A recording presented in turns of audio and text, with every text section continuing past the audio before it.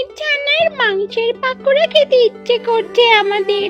আমরা শুনেছি টুনির ছানার মাংস নাকি খেতে অনেক মজা আর অনেক নরম। তাহলে পাকোড়া অনেক মজা হবে।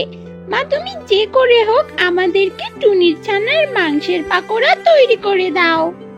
চিল তার ছানাদের এমন আবদার শুনে ছানাদেরকে বলল, ছানারা, আমি এখন টুনির ছানা কোথায় পাবো?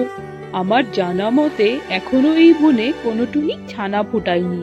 তাহলে আমি কিভাবে টুনির ছানার পাকোড়া তৈরি করে তোদের খাওয়াবো?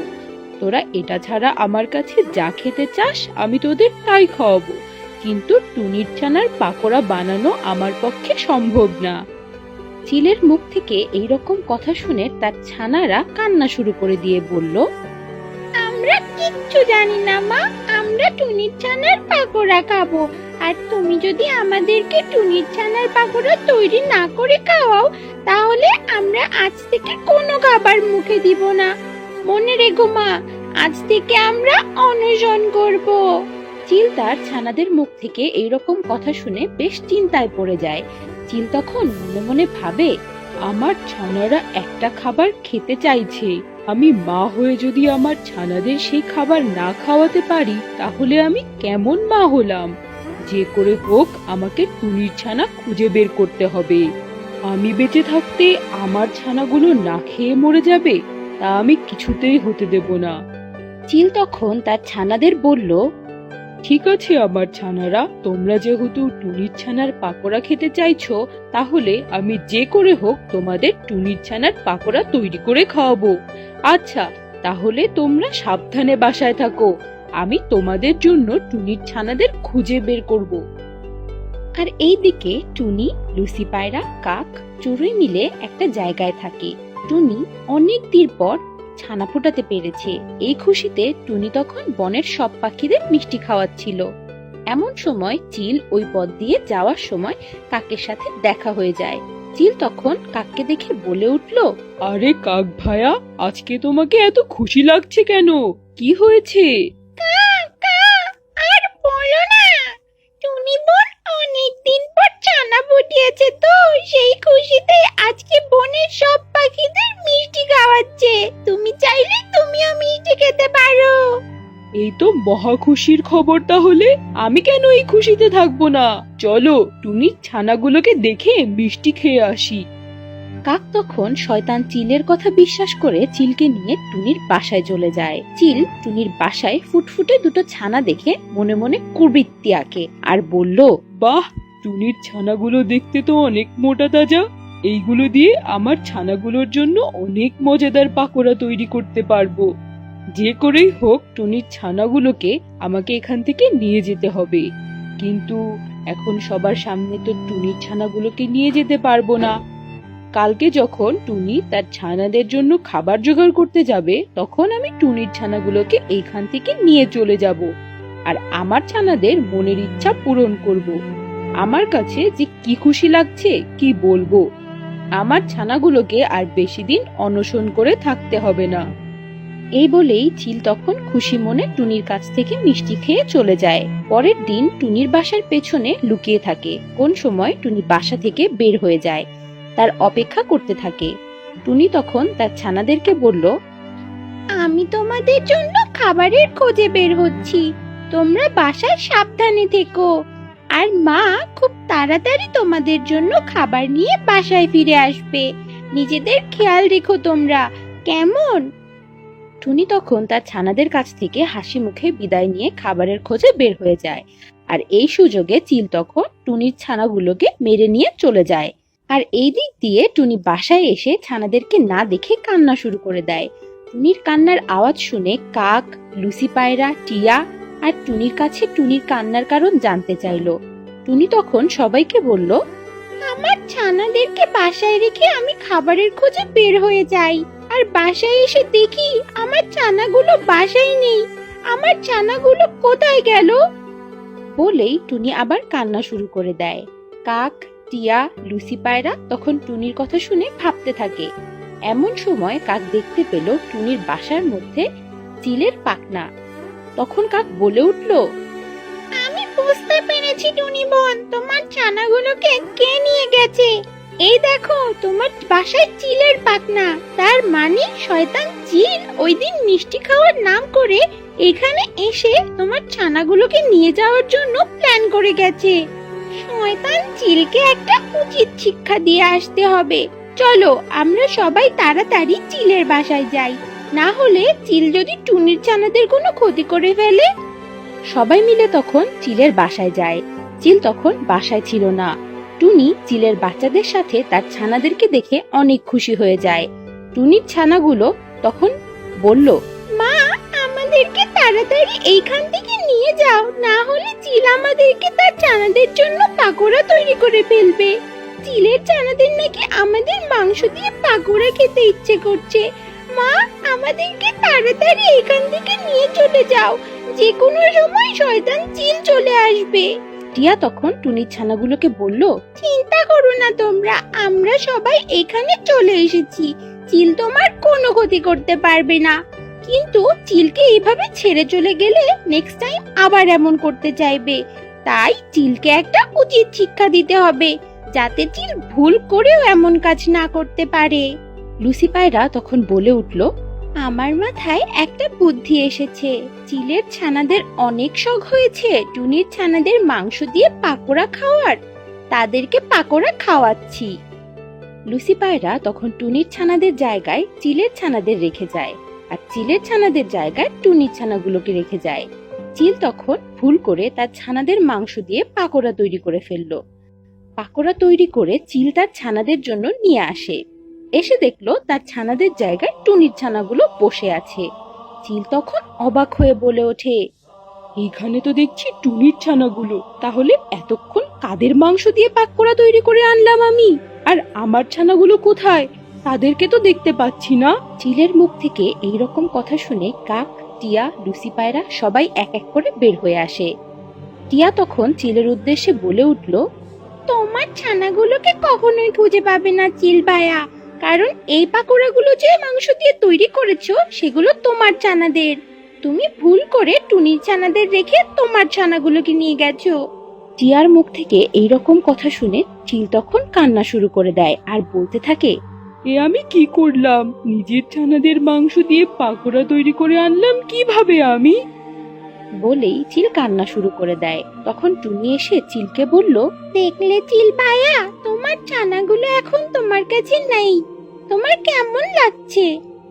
আমারও ঠিক এমনই লাগতো যখন আমার ছানাগুলোকে তুমি নিয়ে এসে পাকোড়া তৈরি করছিলে। তাই অন্যের সন্তানকে কেড়ে নিতে চাইলে নিজের সন্তানকে হারাতে হয়। চিল তখন নিজের ভুল বুঝতে পারে আর বারবার ভুলের জন্য অনুতপ্ত হয়। তাই অন্যের ছানার ক্ষতি করার আগে একটাবার নিজের ছানার কথা ভাববেন।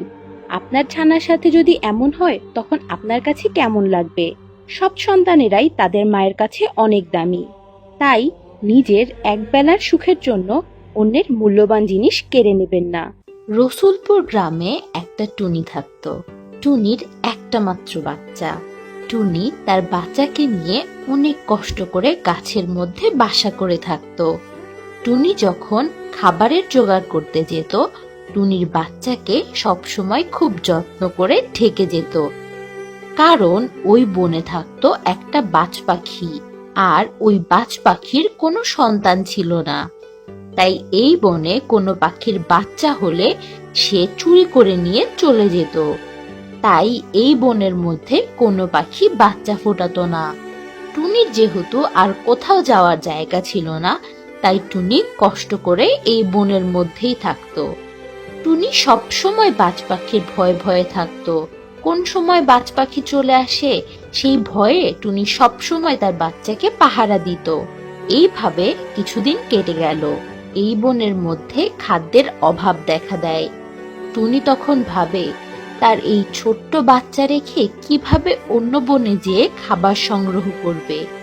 যদি সে তার বাচ্চা একা রেখে যায় আর এটা যদি বাজ পাখির কানে যায়, তাহলে বাজ পাখি তো তার বাচ্চা নিয়ে চলে যাবে।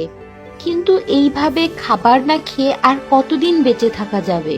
হঠাৎ টুনির মনে পড়ল তার কাক বন্ধুর কথা। টুনি তখন তার কাক বন্ধুর কাছে যায়। গিয়ে টুনি তার কাক বন্ধুকে বলল, কাক বন্ধু, কাক বন্ধু। টুনির গলার আওয়াজ শুনে কাক তখন বাহিরে এসে দেখে টুনি তার বাসার সামনে দাঁড়িয়ে আছে। কাক তখন টুনিকে বলল, আরে টুনি বোন, হঠাৎ করে কি মনে করে এই কাক বন্ধুর কাছে আসলে? টুনি তখন কাককে বলল, কাক বন্ধু, তুমি তো জানো এই বনে এখন খাবারের অভাব দেখা দিয়েছে। আমার তো ছোট্ট একটা বাচ্চা আছে, তাকে একা রেখে কিভাবে যাই অন্য বনে খাবার সংগ্রহ করতে? আবার এই বনে তো বাজ পাখির ভয় আছে, কিন্তু খাবার না খেয়ে কতদিন আর বাঁচবো? তুমি যদি তোমার কাছে আমার বাচ্চাটাকে একটু রাখতে, তাহলে আমি একটু শান্তি মনে খাবারের সংগ্রহে যেতে পারতাম। টুনির কথা শুনে কাক তখন টুনিকে বলল, ও এই ব্যাপার, সমস্যা নাই, তুমি আমার কাছে তোমার বাচ্চা রেখে শান্তি মতো খাবার সংগ্রহে যেতে পারো, কিন্তু আমার একটা শর্ত আছে। তোমার বাচ্চাকে যেহেতু আমি রাখবো, তুমি আমাকে তোর বিনিময়ে খাবার দিবে, তাহলে আমি তোমার বাচ্চার ভালোভাবে নজর রাখবো।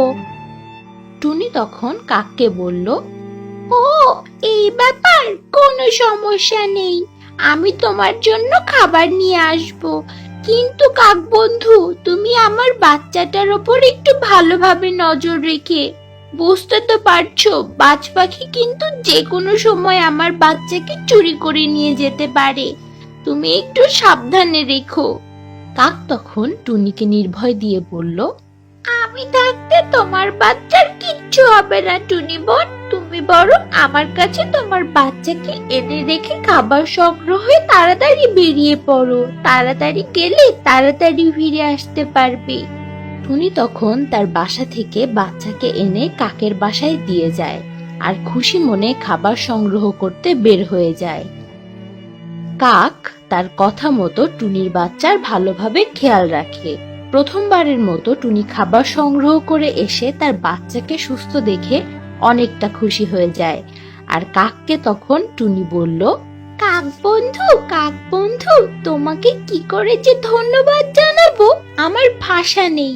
তুমি তোমার কথা রেখেছো, এই নাও তোমার খাবার। তাহলে আমি এখন আমার ছানাকে নিয়ে যাই, আবার প্রয়োজন পড়লে তোমার কাছে দিয়ে যাব। কাক টুনির কথা শুনে টুনিকে বলল, হ্যাঁ অবশ্যই টুনি বোন, তুমি যে কোনো প্রয়োজনে তোমার কাক বন্ধুকে তোমার পাশে পাবে। টুনি 2 দিন তার বাচ্চাকে নিয়ে ভালোভাবে খাবার খেলো। পরের দিন টুনির খাবার শেষ হয়ে যায়। টুনি ভাবে, সামনে একটা ফলের গাছ দেখে এসেছি, এইখান থেকে কিছু দূরেই। ওই ফলগুলো যদি আমি একা আনতে পারি, তাহলে আমাদের 2 জনের কিছুদিনের ভালো খাবার কেটে যাবে। এই ভেবে টুনি তার ছানাকে ভালোভাবে ঢেকে খাবার আনতে চলে যায়। হঠাৎ করে বাজ পাখি এই দিক দিয়ে যাচ্ছিল। টুনি বাসা থেকে খাবার আনতে বের হলো, এটা দেখে বাজ পাখি মনে মনে বলল, টুনি কার জন্য খাবার আনতে গেছে? মনে হয় টুনি বাচ্চা জন্ম দিয়েছে। টুনির বাসা গিয়ে দেখতে হয়। বাজ পাখি তখন টুনির বাসায় গিয়ে দেখলো টুনি তার বাচ্চাকে ভালোভাবে ঢেকে রেখেছে। তা দেখে বাজ পাখি বলে উঠল, এই বনে বাচ্চা হবে আর বাজ পাখি জানবে না, তা কি করে হয়? আজ পর্যন্ত কোনো পাখির বাচ্চা এই বাজ পাখির হাত থেকে রক্ষা পায়নি। আজকে তোর বাচ্চাও এই বাজ পাখির হাত থেকে রক্ষা পাবে না। বলেই বাজ পাখি তখন তার মুখ দিয়ে কামড় দিয়ে টুনির বাচ্চাকে নিয়ে পালিয়ে যায়।